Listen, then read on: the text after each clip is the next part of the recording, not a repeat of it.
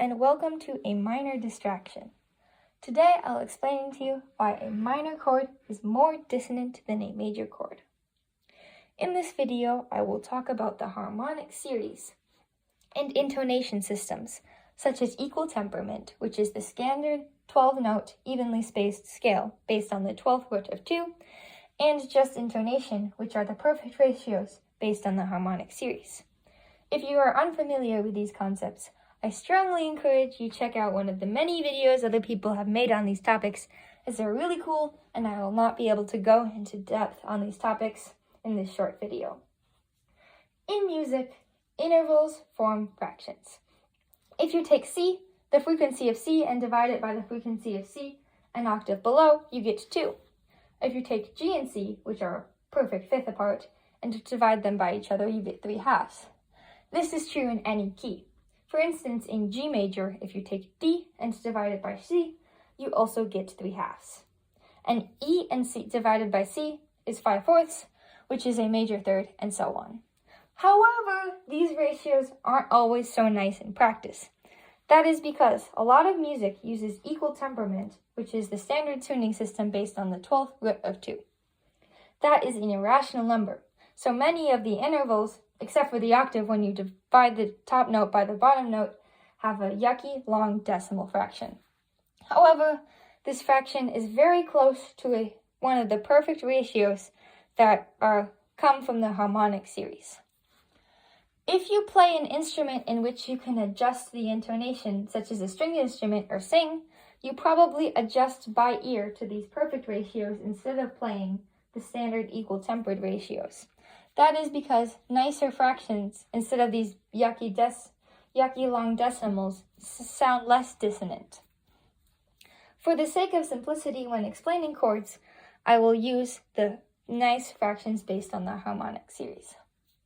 Here you can see I have a major chord.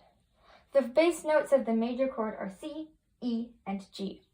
However, when you listen to a major chord, you are not just hearing these 3 notes, but you are hearing all the harmonics of all these notes. I have put all the harmonics in a column above C. You can see I have labeled the numbers of the relative frequencies of the notes. I have set C to 1 because the frequency of C really doesn't matter. Only the relationships between frequencies matter. The first harmonic of C I have set to 1.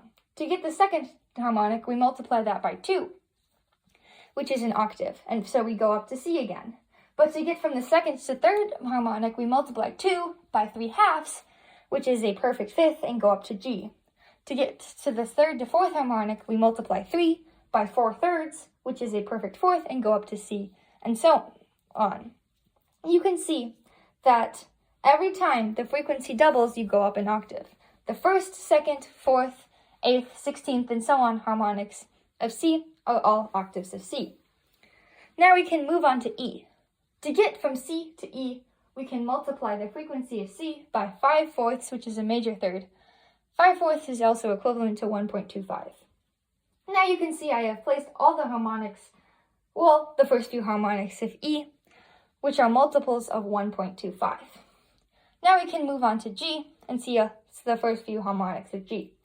I have circled all the notes that match up and are octaves of each other. Now we can move on to the minor chord.